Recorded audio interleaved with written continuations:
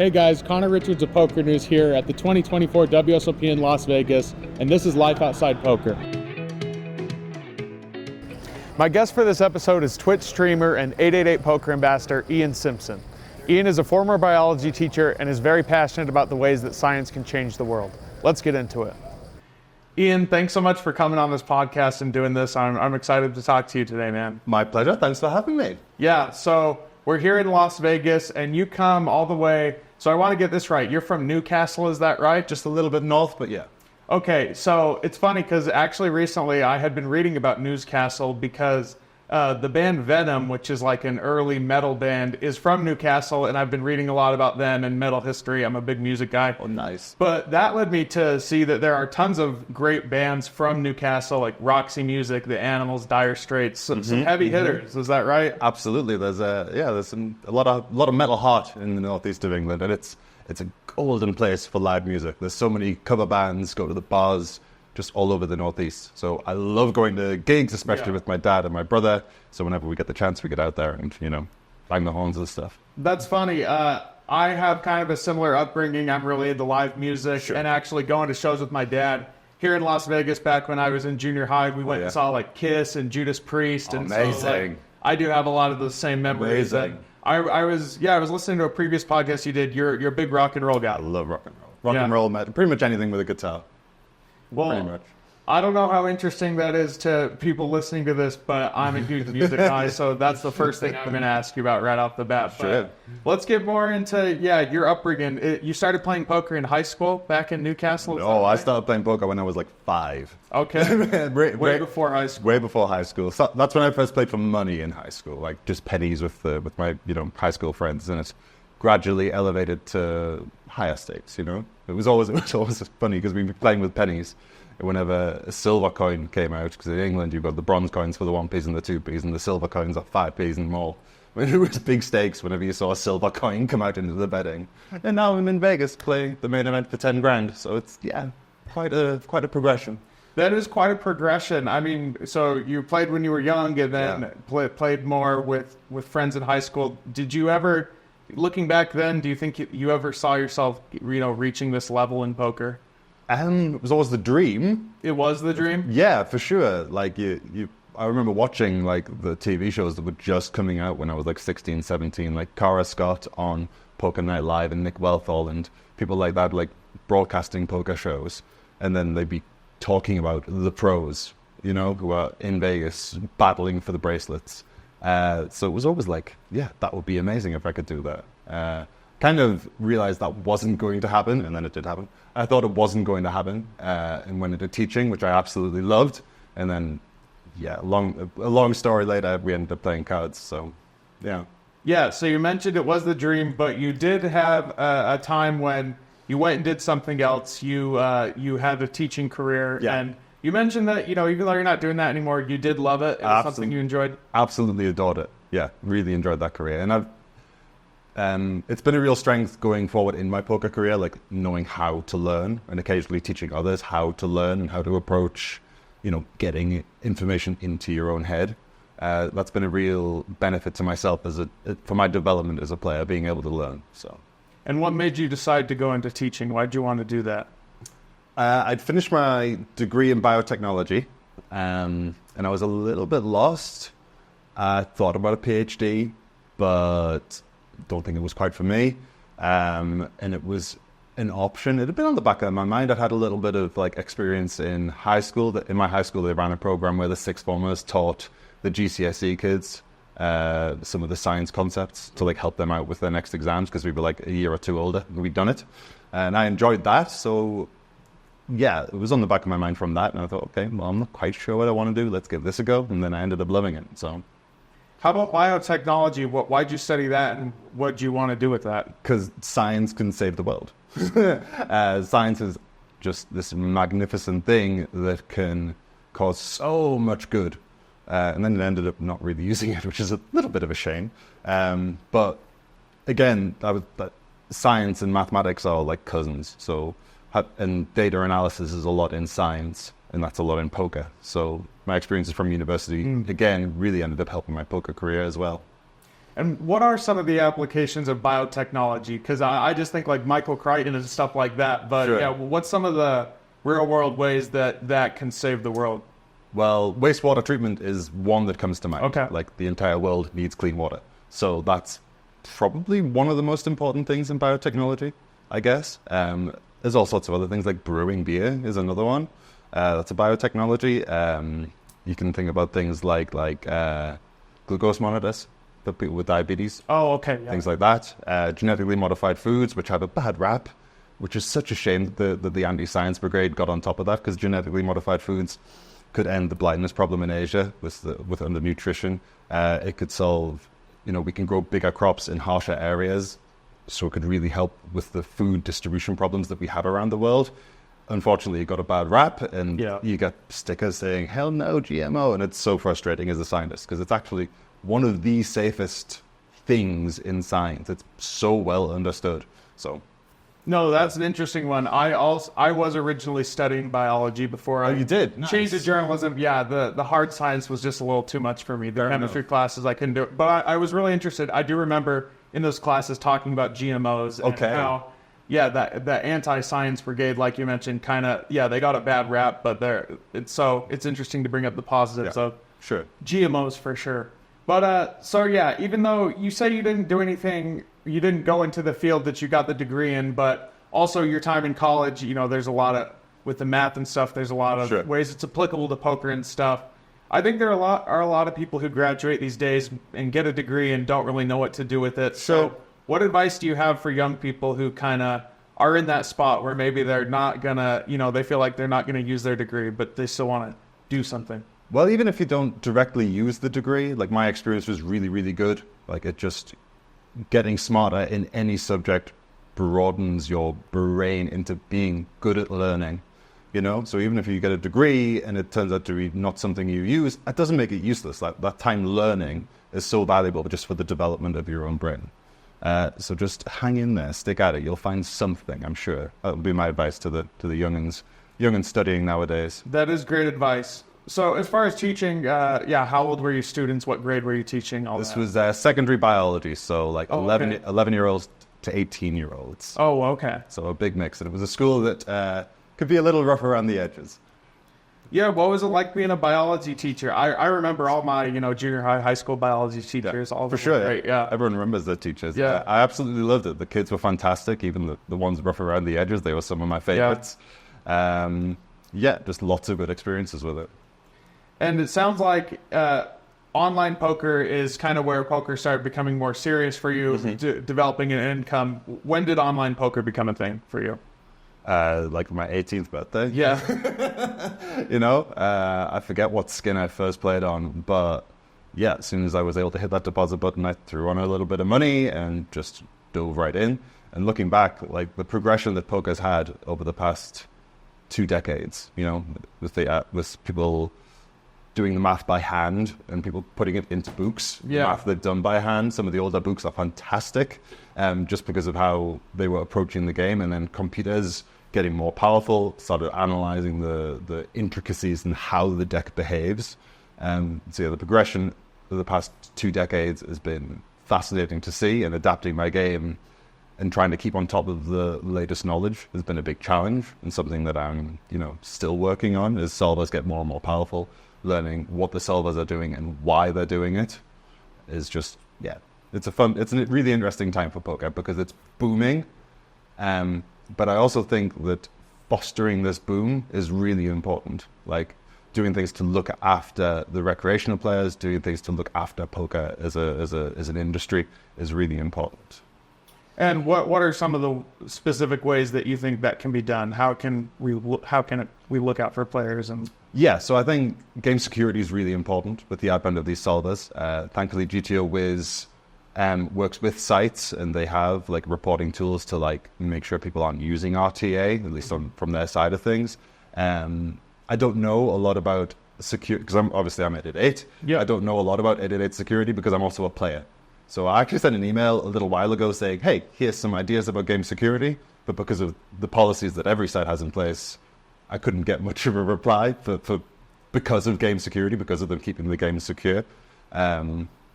So yeah, and that's one of the big benefits of a poker site having ambassadors, and specifically 888. We have such a good team. I've really landed on my feet with this team.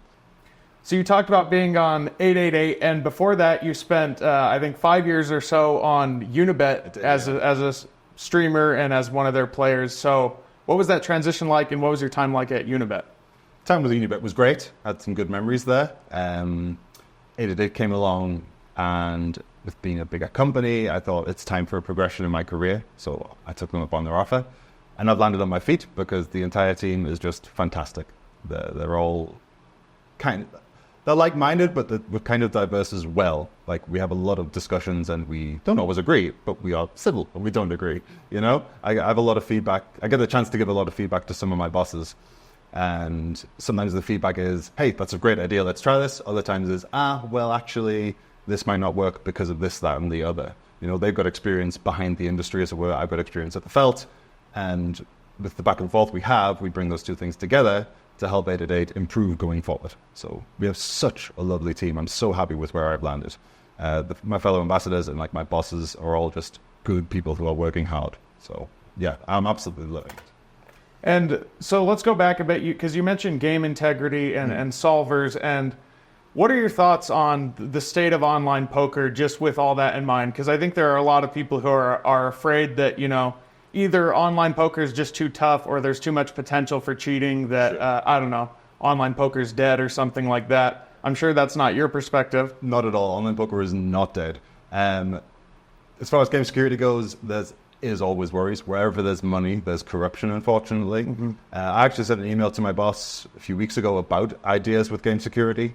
I wasn't able to get a reply because I'm a player. I mean, I got a reply. He said, yes, I've seen your email. But like, I couldn't get too much details because I'm also a player. Mm-hmm. And there's, you know, game integrity awareness about that as well. So they don't talk about us with us too much, but they're happy to receive ideas from us on how to improve security, which is, you know, heartening. GTO Wiz, which is a big solver, works with companies, and they have a way of reporting people in case people are suspected of using real-time assistance. So it's nice that, you know, there are people working on making online poker fair, making it, you know, a safe place to have fun and play cards in a fair environment. So, yeah. Yeah, that's great. Well, so in addition to being a poker player, you are a streamer on Twitch, and you've done that for a long time. And I've talked to other streamers. I had Kevin Martin as a guest recently, and yeah, it's pretty crazy to see how much the Twitch space and streaming space has grown since like the Jason Somerville early days. But what a man. Yeah. And it sounds like that was one of the people you look up to when you 100%. Were first getting into it. Yeah. Yeah, absolutely. Jason paved the way for this entire sector of the poker industry. He had his YouTube show called Run It Up, which I think I watched like every episode of. He was just this fun, happy, entertaining, educating character. And from that, and, you know, others who followed suit, Twitch poker is just this big entity. And you've got streamers who are very small, and you've got streamers who are huge, and everything in between, and everyone can like give streaming a go. And because there's such a diversity of streamers out there, it allows the audience to find someone they really click with. Like, some people will, you know, really click with my style of streaming, other people won't, and they'll want to go see Nick Eastwood stream, you know, and that's cool. That's fantastic that we've got that diversity in Twitch poker, and it's such a good tool to market poker. It's such a good tool for the audiences to like learn about poker, because they can tune in to like some of the best players in the world and say, and you can ask him a question. Like, you can go to Garaf Ganga and go, hey, why did you do this? And Garaf, being the lovely bloke that he is, will go, well, blah, blah, blah, blah, blah, blah, blah. This is why I'm playing this hand this way.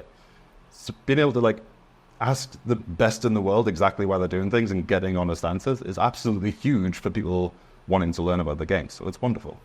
Yeah, that sort of interaction with the audience, it sounds like that is another way that your teaching would help you prepare for this. And you know. Yeah, I mean, I love doing study streams as well. So I'll load up GTO Wiz on days when maybe I'm not up for like an 8-hour online MTT grind, and I think, okay, I'll do a couple of hours study with the gang instead. And I can load up GTO Wiz, and I can show it, like, load up a hand history from one of my tournaments on 888. And I can look and find my own mistakes, and I can talk to my audience and say, hey, look, I messed this up. I should have done this. Or I played this well. I did this right. So, it's wonderful. Yeah, and so streaming is it's obviously something that's different from being a teacher or a poker player. You Sure. kind of have to have a brand. You're maybe not a character, but again, you're a public person, let's say. Sure. When did you realize that that was something that you wanted to do, and you're like, hey, I'm ready to be on camera and have a following? Well, I was just playing poker sort of on my own, by myself without a brand for a while, and then I got approached by Unibet and they said, do you want to try it? And I said, yeah, why not? Get a patch and give this streaming thing a go. This was 7 or 8 years ago when Twitch streaming was, still growing, And I just thought, yeah, why not dive into it? I'm used to being in front of an audience with teaching, so that's not too much of a factor. I've gotten over that bit of anxiety, like in my first year of teaching, I got used to it. So yeah, being a teacher definitely plays to being able to be a Twitch streamer for that exact reason. Yeah, and talk about some of the things that set your streams apart, and kind of what's your community like? What's your audience like? My community is wonderful. They're cheeky, they're funny. I've got everything from people who just want to play free rolls and $1 games and hang out and have a laugh, and then I've got like mid to high stakes players who are like really battling trying to make a living out of this, and everything in between. They come to my channel and we all rail each other. It doesn't matter if someone's winning a $1 tournament, it doesn't matter if someone wins a 109. We're all on each other's rail because we know that a win is a win and it's something to be celebrated, no matter if it's a $1 game, no matter if it's a free roll, no matter if it's a 109, and we have this wonderful supportive community in my Twitch chat, and it's grown and changed a little bit with me coming into 888. It's grown, and some of the newer people who've come into my community just fit in wonderfully. I'm picturing the names that come up on my Twitch feed, some of the regulars, and it's just a fun, welcome, bubbly environment. It's great. It sounds like a lot of fun. And we mentioned Jason Somerville, but early on, looking back, whatever it was, 7 or 8 years ago, who are some of the other people that you looked up to as you became a streamer? It became specifically for streaming? Yeah, or content creation. Content creation, yeah. I mean, Jason Somerville's the obvious one.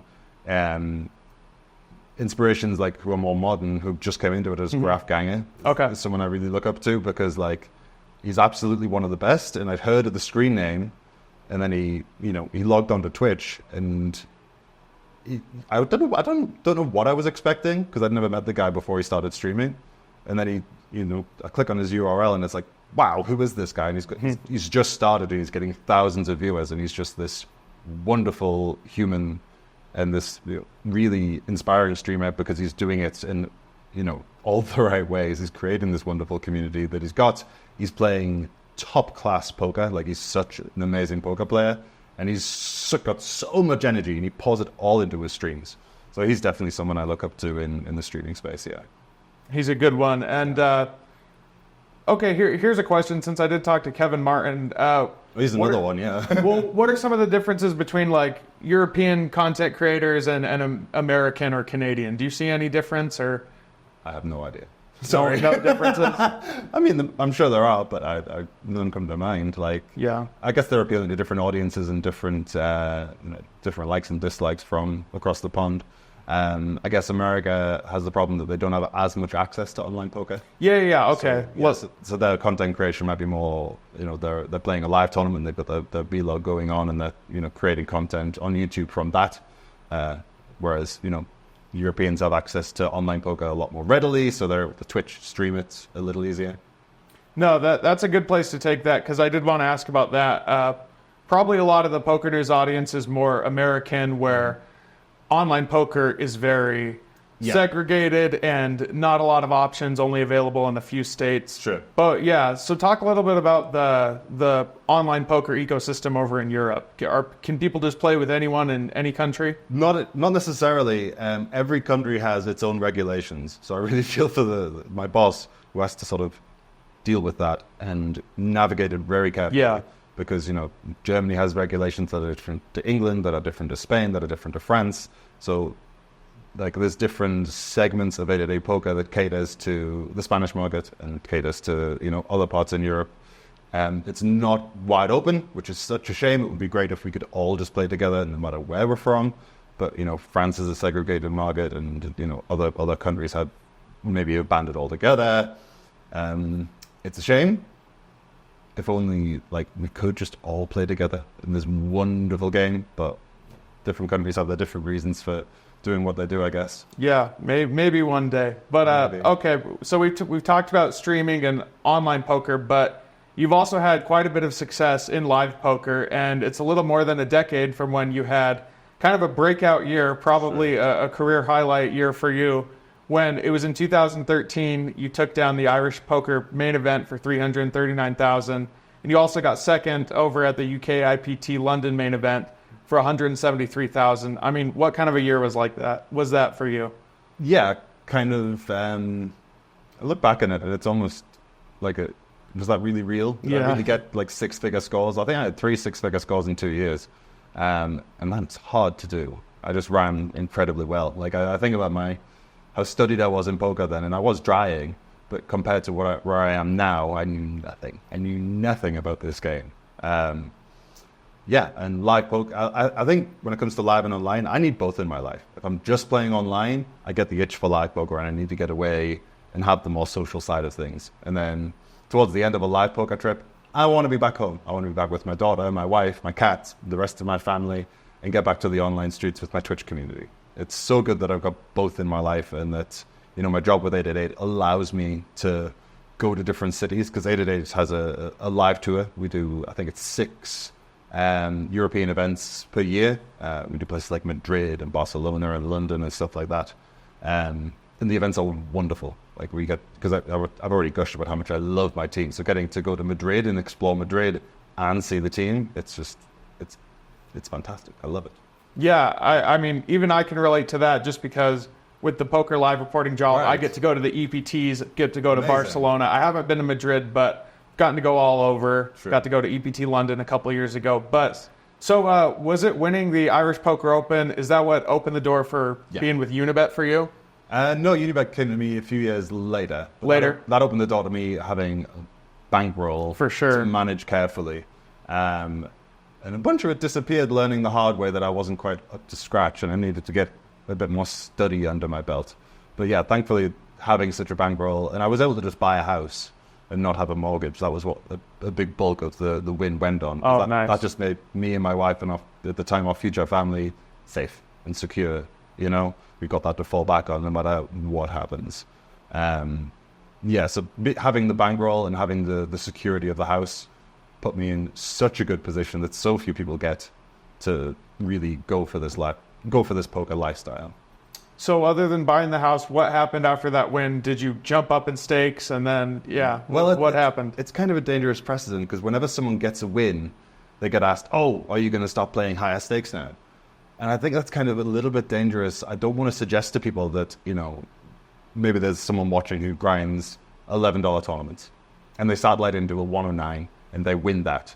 That doesn't mean your average buy-in should absolutely skyrocket, because there's lots of horror stories of people who get a nice score. Maybe they play a huge field at a low buy-in, but it gets them a very, very big score.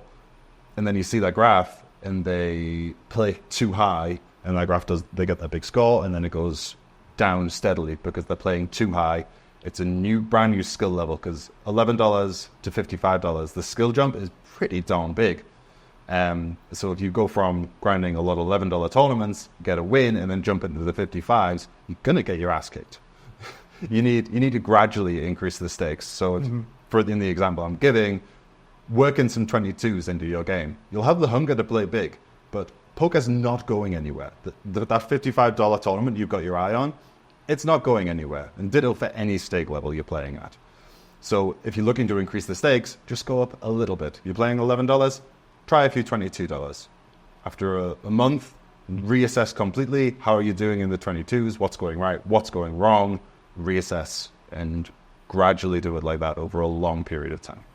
Yeah, I've heard you talk about this before, that you take safe gaming pretty seriously with your role as an ambassador. Yeah. And it's probably pretty hard when trying to make engaging content. And there's people doing bankroll challenges, or, I ran up 50K and now I'm betting it all in one hand, or things like that. But you take that pretty seriously as an ambassador? Yeah, I think that's irresponsible. I think that's really dumb. I think it's bad content. I think that's a bad example for how people should be treating their money, because money is so hard to get, and everyone, or at least almost everyone, will have dependence on them, will have people in their lives that are important to them. If you play too big, it's not just your own finances that are going to get decimated or could get decimated. It's going to impact the people around you too. Like, being in poker for, how long have I been in poker? Like 12 years now. I've seen it done badly. I've seen people get wins and then set it on fire.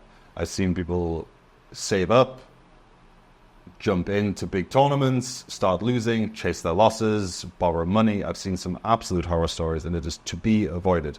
Poker isn't going anywhere. If you're excited about a 1K event that's happening in the capital city of your country, and $1,000 is too much for you, don't play it. Like, I'm an ambassador. I want you to play cards, but I don't want you to burn your money. Like, play the satellites, save up money, play very, very responsibly, sell action, do what you have to do. But there's always going to be another tournament. Like, no matter how good you think this tournament's going to be, there's another one. Don't worry about it. Don't get the FOMO. Like, FOMO is a big deal because we're in Vegas right now. So everyone back home is looking at everyone on Instagram posting, here's $10,000 and here's my tournament buying receipt. And yeah, it's the main and it's exciting. But keep yourself humble. Play what you can afford to play, and just be so cautious with money, because I've seen the horror stories out there and what it can do to people when it goes wrong. And it's really saddening when it happens. No, it's definitely true. And you mentioned that main event buy-in. We are doing this interview here in Las Vegas, here at the WSOP. And so you played the main event and you had a pretty good day one. Do you want to talk a bit about your day one of the main? Sure. So $10,000 freeze out, sitting down. I decided to play day 1A. There's a lot of debate about what is the best day one to play. I decided to play day 1A just because I was feeling good on the day. My plan was to wake up every morning and reassess. The night before day 1A, I was just thinking, I'm feeling really good. I register the night before. That means I can, sleep till whenever I really want to. I'm still going to be on time, and then jump in and play. And yeah, I had a really good day. The table was friendly. There were plenty of players who were recreational, to be polite. And I just saw some absolutely crazy plays that you wouldn't expect in a $10,000 buy-in. There was one guy late registered and sat down on his very first hand. He plays pocket deuces. And the other guy, had folded a set, like in level 2. He had pocket nines on ace king 9. It was 300 big blinds deep. He ends up folding a set. Okay, it's the main event. Wow. It's a huge fold and very conservative, very, whatever. But that's not the point of the story. The point is that he folds a set, but then the board is deuce 5, deuce queen. He ends up 3-betting, calling off with pocket 7s. Deuce 5, deuce queen, he's got pocket 7s. He ends up 3-betting the turn and calling off. And I just didn't. He folded a set earlier and he puts his money in dead later on. And it's just absolutely bizarre, the juxtaposition of those two hands.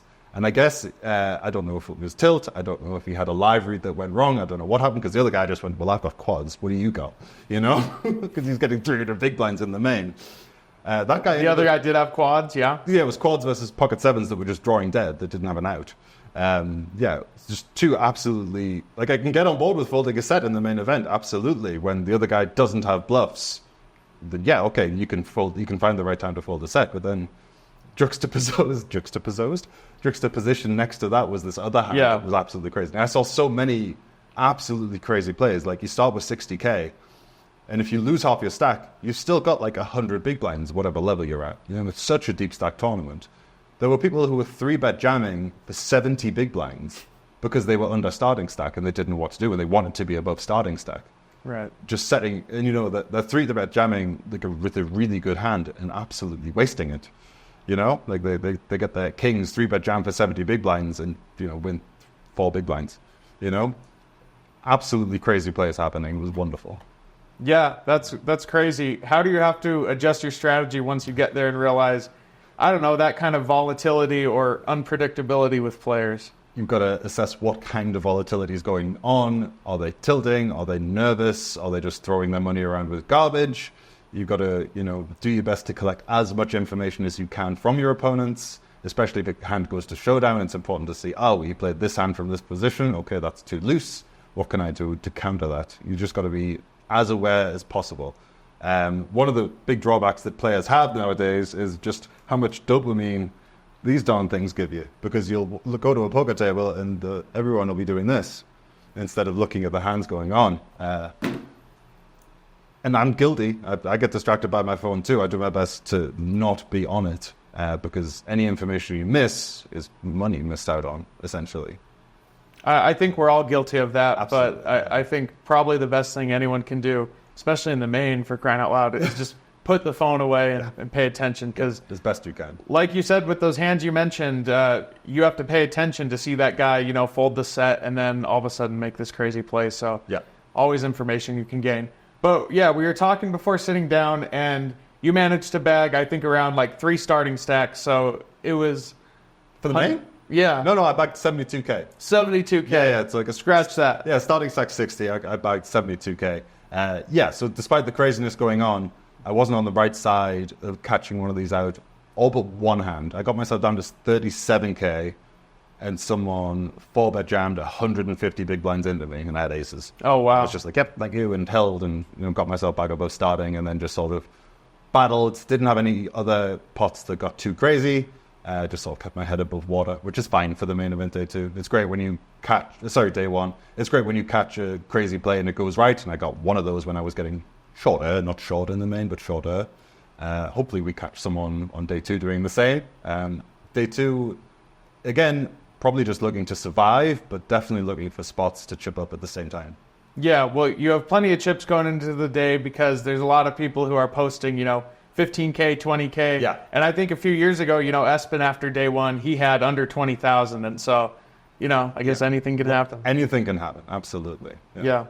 What about the rest of the WSOP? Just the main event for you, or are you going to play other things on the schedule? I got here like a week before the main event, so I've been, firing at a bunch of bracelet events. Okay. 2 cashes, not setting the world on fire.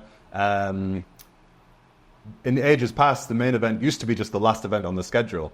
And once you played the main event, once you busted, there was nothing else to play all over Vegas. And, eventually the ecosystem realized, we can put on a lot more side events. So thankfully, there's still loads of poker to still to play if the main event doesn't go well. So I'm here till the 10th, unless I have to extend. Hopefully I have to extend and stay longer. And there's a few other bracelet events on my radar, if I do bust the main. When. And in addition to the WSOP tournaments, during the summer, there's always lots of cash in Vegas. Is that ever something that's interested you? I've been trying to learn the intricacies of cash poker, because volume is key in this industry. And sometimes I'll bust a tournament and have a few hours, and it would be good to put in some more volume. So I don't play very much cash at all, but I'm increasing it just a little bit, just so I can, have another game to my repertoire where I can make more money and put some of my time to good use when I'm traveling, when a tournament wouldn't work out, or when a tournament's been and gone. So yeah, I'm looking to increase my cash game knowledge. It's tricky because there's so much to study in poker, just in poker tournaments.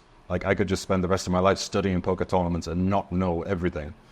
Ditto for cash, ditto for PLO. But getting good at other forms of poker, whether it be tournaments, cash, PLO, other games, is good, because then you can, like if I study a bit of PLO and I see a live PLO game and I think, there's a money-making opportunity, that's something I can do. So yeah, cash games, I want to learn more. I want to put in a bit more cash games. I think my heart will always be in tournaments though, because it's just so damn exciting.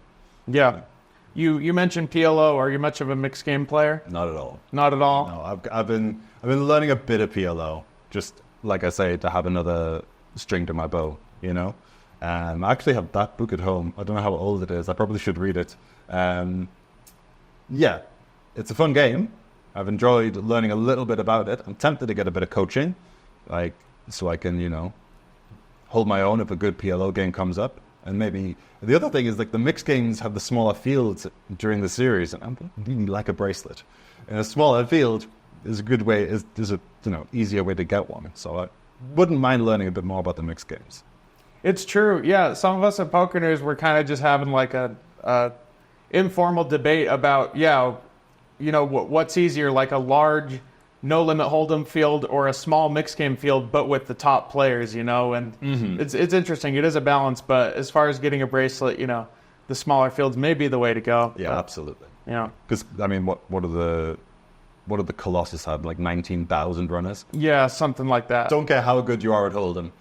Yeah, good luck with that variance, Yeah, I played the Colossus. I didn't make it past day one. I did make it to day two last year, but yeah, no success this time around, but that's okay. But yeah, those big fields are just absolutely insane. Yeah. But the main event is also one of those. We don't know if it'll be I guess when this episode comes out, we will know if it was a record-breaking field. Sure. But it's looking like numbers are massive, and yeah. I haven't actually looked at the numbers personally. Yeah, but day 1D is happening right now. That's right. Yeah. So I guess we'll see in a day or two just how it's going.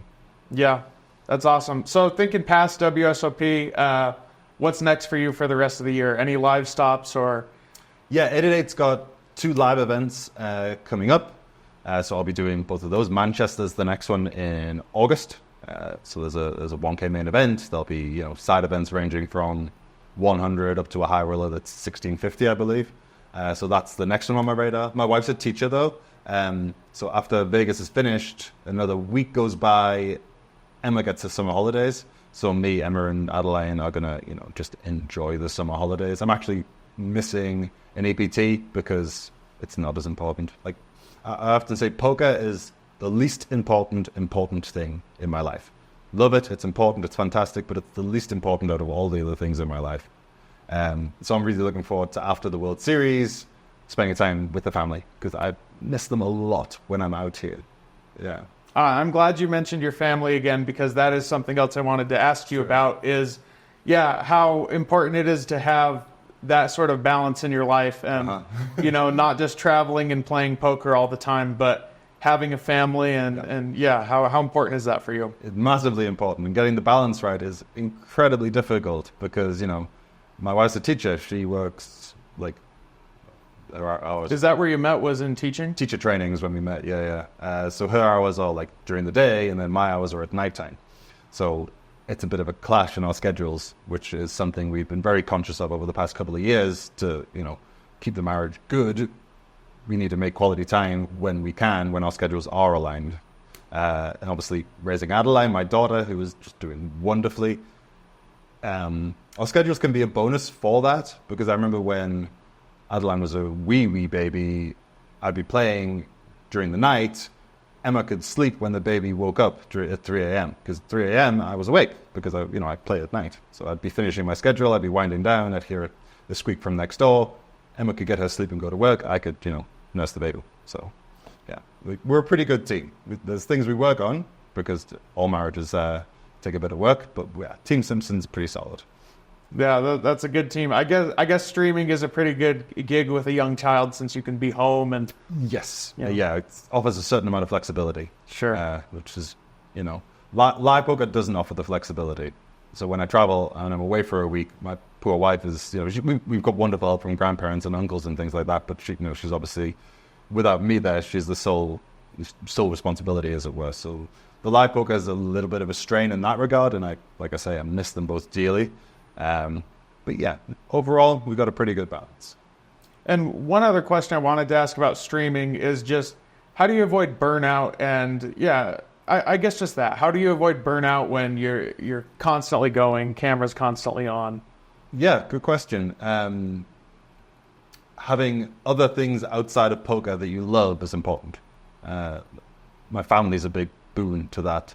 Computer games are a big boon to that. Just having things, knowing when you're about to burn out and just knowing yourself, knowing when you're exhausted and knowing when to say, you know what, let's slow it down. Let's not do a Sunday grind. Let's do an easier, slower study session instead and take some downtime. Yeah, it's not easy because when you're a poker player, you're always hungry for more volume, or at least that's where I am right now. But when I'm tired, volume is the last thing that it should be on my mind. I need to, be kind to myself and relax and, turn my brain off. Yeah. Not easy for any poker player. Everyone will have their own survival strategies, I think. Yeah, that's great. Balance is super important. Sure. So as we wrap up here, I just want to ask some more general questions. And So here's one. What is a book that you would recommend to people? Well, it doesn't have to be a poker book, whether fiction, nonfiction. Yeah. First and Only by Dan Abnett. You can buy a big thick tome called The Founding, which will be the first 3 books and maybe 4 novellas all wrapped into one tome. So if you like sci-fi, warfare kind of stuff, it's a Warhammer 40,000 book that is absolutely outstanding. This story arc is huge. That's the first few books in it. It made me cry on more than one occasion because you just got so involved with the characters. Yeah, that would be a sci-fi book I would recommend. I love my science books. I'm actually in the middle of reading The Selfish Gene. Yeah, Richard Dawkins, right? Yeah, Richard Dawkins, so I'm enjoying that at the moment. My friend Alex O'Brien released a book called The Truth Detective, which is a great read. Yeah, I think that's my book recommendations for now. Those are great, and you had those ready as well. I like my reading, yeah, especially because I'm on airplanes or trains a fair amount of the time. It's nice to, have a book to pass the time. That's great. Those are all great recommendations. All right. What is something in the world that makes you hopeful? You mentioned your family. That's probably a good one. Family. Something that makes me hopeful in the world would be science. That would be the first thing. Obviously, for my own microcosm of life, my family, yes, but looking at the broader picture, I mentioned it at the start of this interview, science is something that could absolutely save the world. Like, look where we are now, where we can, have literally the entirety of human knowledge at our fingertips. That's because of science. Like, anytime, any cures for diseases is science. The abundance of food we have is because of science. So, like, one thing that's really heartening is that global starvation is at a peak low. And that's because of a lot of hard work, and a big thank you to scientists for that. And if you think of any of the biggest world problems, science can play a huge part in fixing almost all of them. So science gives me hope. Like, I did my degree like 15, it's more than maybe it's 15 years ago now. Gosh, I absolutely love science. I'm a bit of an armchair scientist now. Like, I obviously don't apply science in poker so much, but I still follow a lot of scientists on social medias, and the work that science is doing is just wonderful and can solve a lot of the hardships in the world. So that's something that gives me hope. Yeah, that's a great answer. And that sort of optimism about the way things are going is very refreshing. Yeah. Well, yeah, because when you're on social media and you doom scroll, you come across some horrible things that are going on. And there are some really awful things happening in the world that are just heartbreaking. And so many of them just shouldn't be happening. When science comes out with a good news story, like, latch onto that. Because there are so many good things happening in the world, but they don't get the clicks. Rage is the thing that travels fastest on social media. So a lot of companies it's in their best interests to rage farm, because that gets them clicks, and clicks gets them money. And that's a horrible environment that's been created by social media.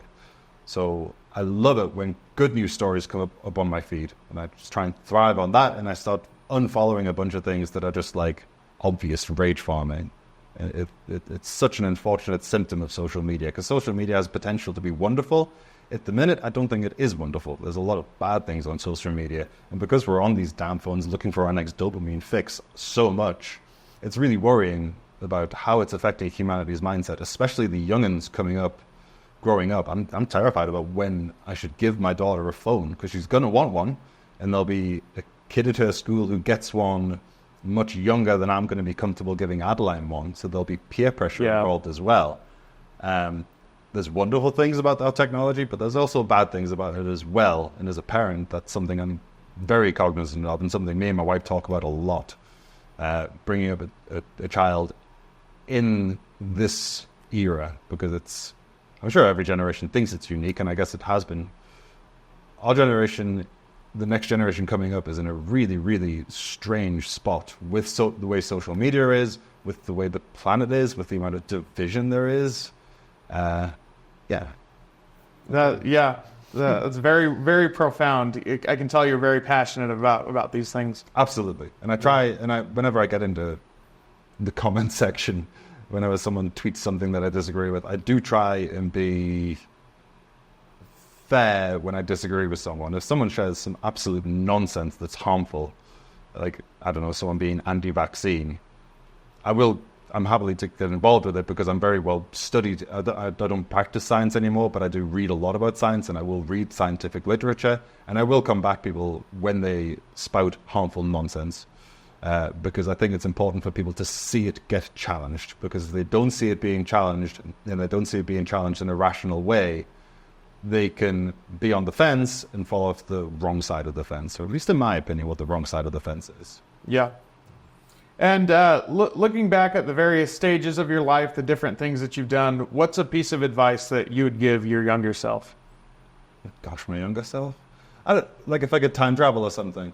I think, yeah. I guess just maybe something that you wish you knew, like if you had the foresight. Well, it's kind of good not knowing things and making mistakes. It's hard to grow. Yeah, that's a good point. Yeah. It's hard to grow as a human without making mistakes. So if I look back and think about a mistake I made, we all wake up at 3 a.m. with anxiety thinking of the dumb thing we did in high school. Because I did that dumb thing in high school, I haven't done it again. So good question. I would just let the young kid make the mistake, because you need to make mistakes in order to grow as a person. If you never make mistakes, well, you can never, you learn from your mistakes. They're important.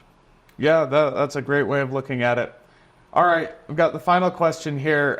So poker is a great game because it's transferable to so many aspects of life. There's so many life lessons from it. So what is your favorite life lesson that can be drawn from the game of poker? Favorite life lesson can be drawn from poker? I guess being humble is important, because no matter how good you are, you can lose. And you will lose. You spend so much time in this game just losing. Don't care who you are. Don't care if you're one of the absolute best poker players in the world. You will spend all the time losing.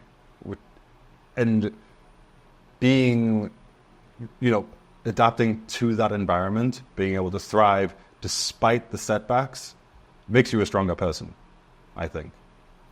Yeah, that's great. Well, Ian, I really appreciate you coming down, and it's been great talking to you. My pleasure. Thanks for having me. Yeah, thank Cheers, you. man.